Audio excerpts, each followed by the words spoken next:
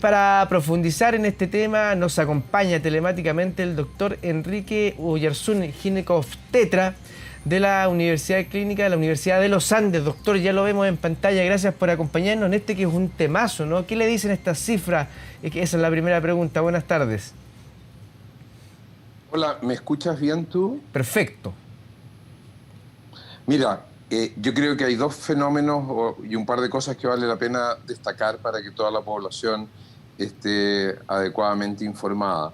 Lo primero es decir que el año 1990 es el año que hubo más nacimientos en Chile, alrededor de 300.000 recién nacidos ese año. Desde ahí en adelante, la natalidad en Chile comienza a bajar con un discreto repunte de algunos miles de nacimientos entre el 2005 y el 2010, a expensas fundamentalmente de la ola de inmigrantes.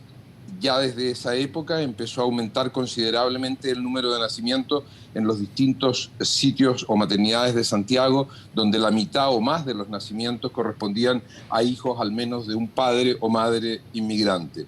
Y efectivamente, como tú bien introdujiste ahora el tema, en este año va a haber menos nacimientos que el año pasado.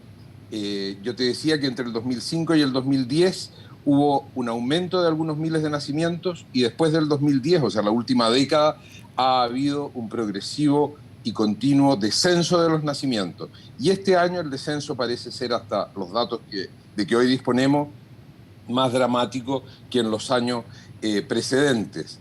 Yo creo que eso, como tú también dijiste, tiene sentido porque el temor originado a partir de los eventos sociales de fines del año 2019 ya gatilla en la población un temor a lo que va a ocurrir en el futuro con sus hijos a medida que crezcan o con la situación en que el país va a estar para acoger a esos hijos.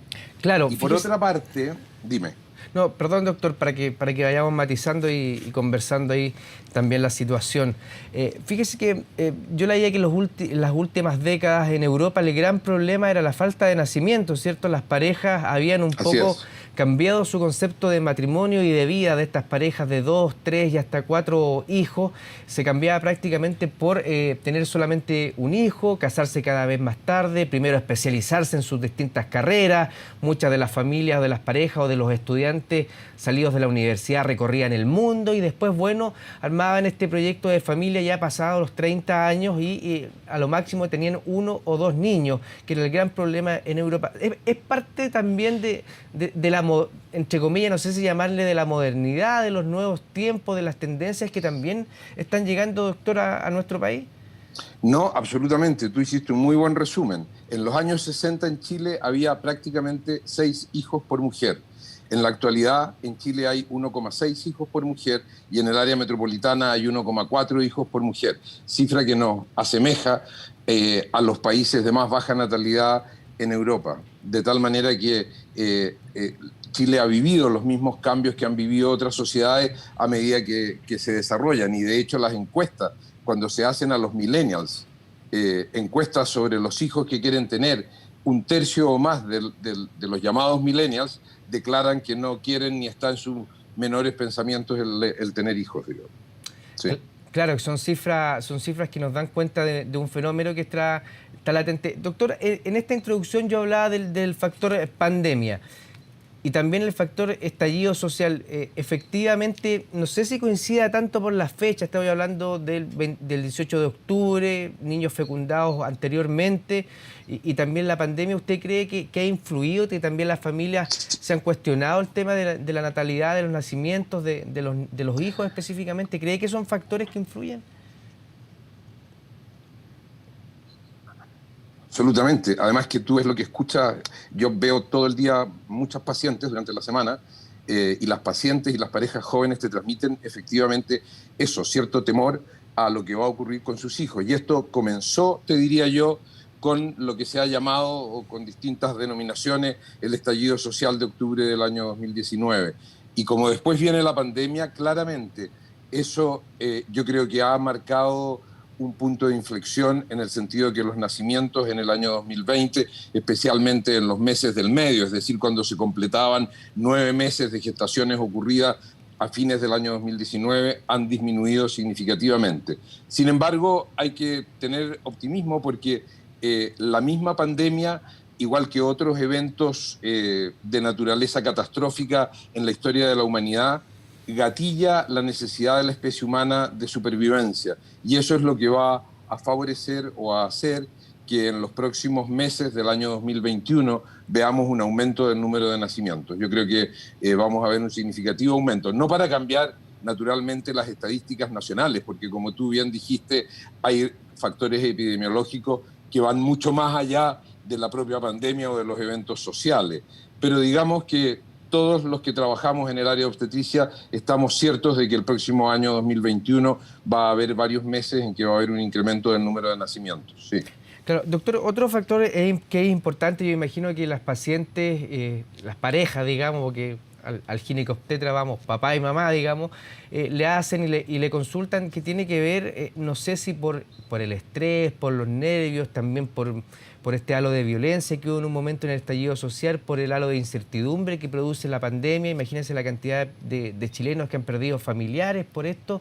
No sé si las pérdidas de embarazo se han incrementado, han aumentado durante este año. ¿Hay alguna cifra de eso, doctor? Mira, pero eso es una pregunta increíble, Juan Carlos, muy buena, porque no hay cifras todavía de la pandemia porque es muy reciente. Pero sin embargo, para contestarte de alguna manera a esa duda que tú planteaste, que es muy interesante y muy importante, sí tenemos cifras de estudios que se han hecho en la Universidad de los Andes en relación a los eventos ocurridos después del terremoto importante que hubo hace casi una década. Las gestaciones ocurridas en esa época o después se relacionaron con aumento, por ejemplo, de los partos prematuros. Así que sí, es probable que la pandemia en los próximos meses o en el próximo año se demuestre que haya habido relación, por ejemplo, con aumento también de partos prematuros o con restricción de crecimiento fetal, es decir, recién nacidos de más bajo peso en el momento del nacimiento. Sí. ¿Sabe por qué se lo pregunto? Porque cuando uno inicia en esto de la paternidad y los que tenemos la bendición de ser papá, es súper importante ir a los controles, acompañar, disipar las dudas con el médico que a uno lo está atendiendo, ir permanentemente. Muchas veces se sienten molestias, se sienten síntomas y pucha, lamentablemente uno de los daños colaterales de la pandemia es que no se podía ir al doctor, digamos, que todo tenía que hacerse prácticamente de manera telemática, y para mamitas que son primerizas, eso también le quitaba un pilar importante a la hora de iniciar este camino hasta llegar al parto.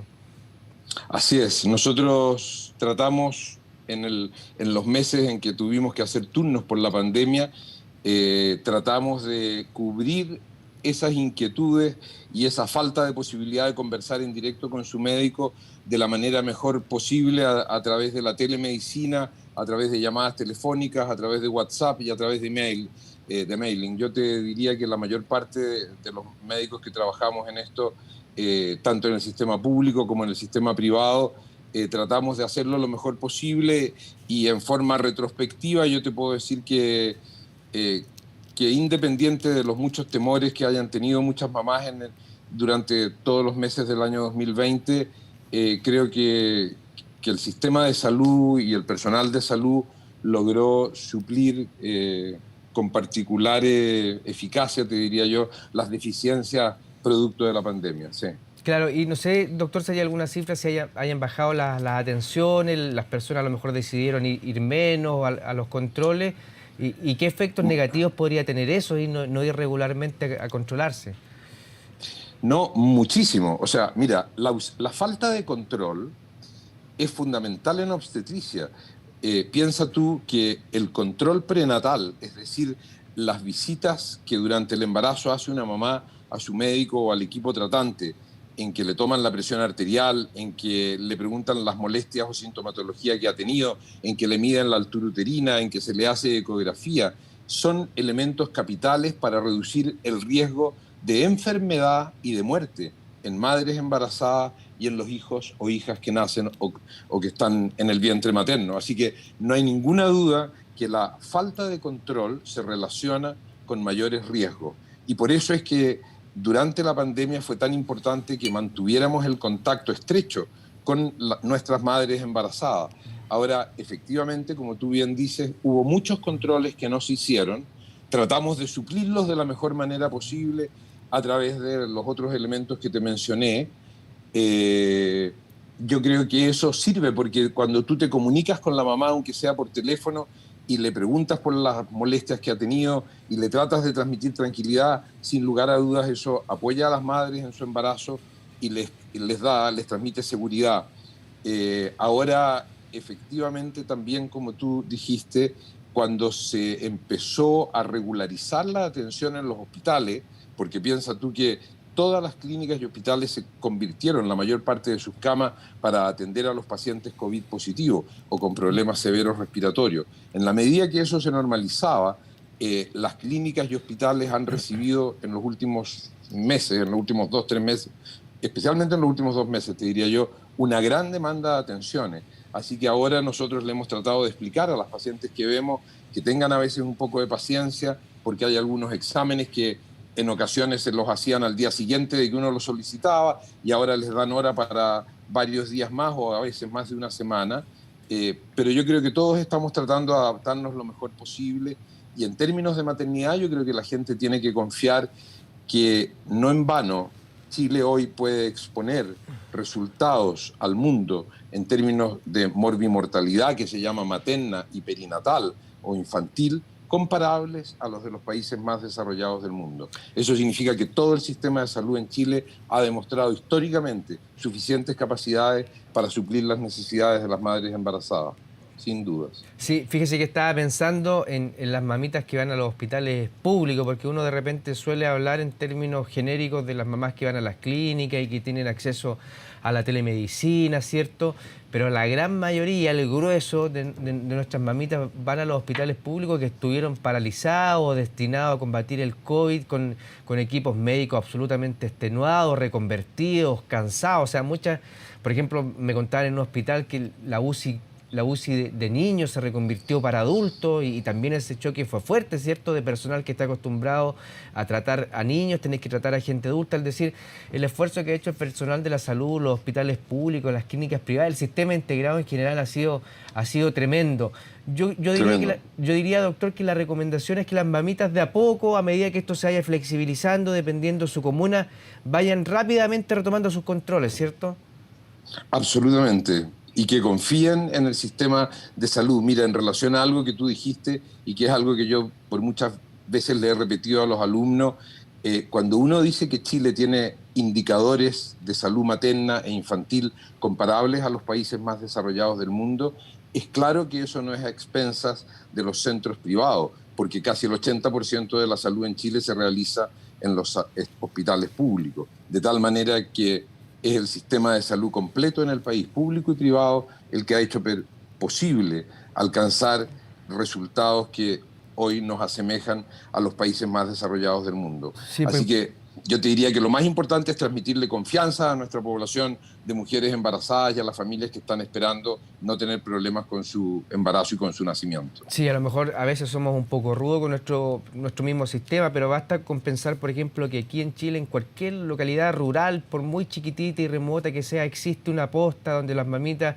un SAP, una posta se decía en mis tiempos, un servicio primario de atención donde las mamás pueden ir controlando su embarazo y es bueno que lo vayan retomando a poco en la medida que esta pandemia lo permita. Doctor, le quería hacer otra pregunta porque durante la pandemia hemos escuchado tantas cosas y una de las cosas que escuché, yo no sé si será verdad, la cifra la arrojará en el próximo año, es que estar en cuarentena o estar encerrado iba a aumentar la cantidad de relaciones sexuales, por lo tanto pudiera incrementar los nacimientos para el 2021. Sí, mira, yo también he escuchado lo mismo naturalmente.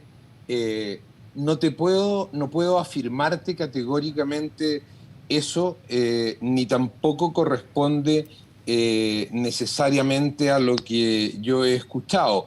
Piensa tú que si bien la gente ha sostenido lo que acabas de mencionar, los estudios y las encuestas muestran que durante la pandemia y durante la cuarentena y durante el encierro, en definitiva, 1 de cada 3 mujeres ha sido violentada o golpeada. por sus parejas.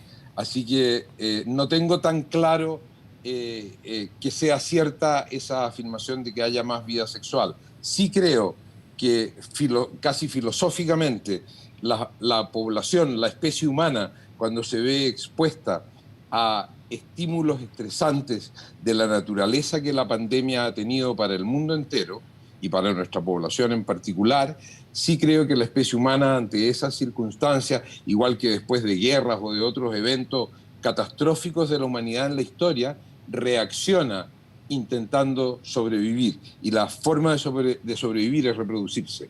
De tal manera que puede que haya un aumento de vida sexual en aras de la reproducción de la especie, pero de ahí a que haya socialmente un cambio, no creo tanto. Pero... Claro.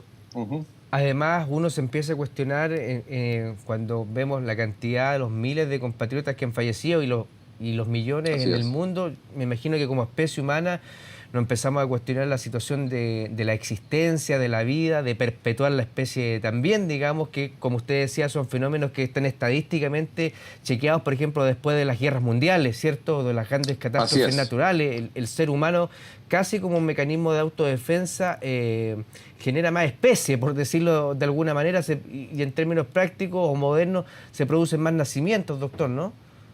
Absolutamente, no tengo nada que agregar. Lo has resumido perfecto, igual que tus preguntas, las encuentro extraordinarias. Yo creo que debo incorporarte a la universidad, pues, ¿no? No, somos Sí. un humilde periodista nomás, estamos bien por acá, pero nosotros le queremos agradecer a usted la paciencia en este día domingo, principalmente pensando en las mamitas, ¿cierto? Las mamitas que seguramente no tienen acceso a la salud privada, pero sí a la salud pública. Para que reiteremos, ya despidiéndonos, doctor, la recomendación queda poquitito. ¿Y por qué? Recálquele usted, que es el experto en esto, ¿por qué es tan importante que vuelvan a retomar sus controles para que el fin de este camino que es tan hermoso, que es la maternidad y la paternidad, tenga un final feliz? Sí, mira, gracias por permitirme eso. Mira, y es bueno que me permitas porque quisiera transmitirle a todas las madres en el país que más importante que un examen determinado, más importante que las ecografías que se hagan durante el embarazo, más importante que muchas cosas de ese tipo, lo más importante para tener un éxito adecuado en el embarazo, tanto desde el punto de vista materno como desde el punto de vista infantil, es asistir a los controles que le indica a su equipo tratante lo más regularmente posible. Sean esos controles en los consultorios de salud pública, en los consultorios de salud familiar o en las clínicas privadas, lejos. Lo más importante para el éxito obstétrico y perinatal es que las madres no dejen de controlarse, que se les tome la presión arterial, que conversen con su equipo tratante de las cosas que le han pasado, incluso que le transmitan los temores que tengan, porque uno puede apoyar con psicólogas,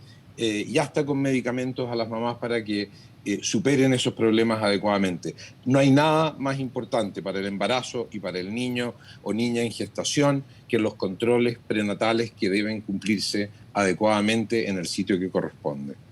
Doctor Enrique Oyarzún, muchísimas gracias por habernos acompañado y haber compartido su experiencia también en Canal 24 Horas. Que tenga una buena tarde.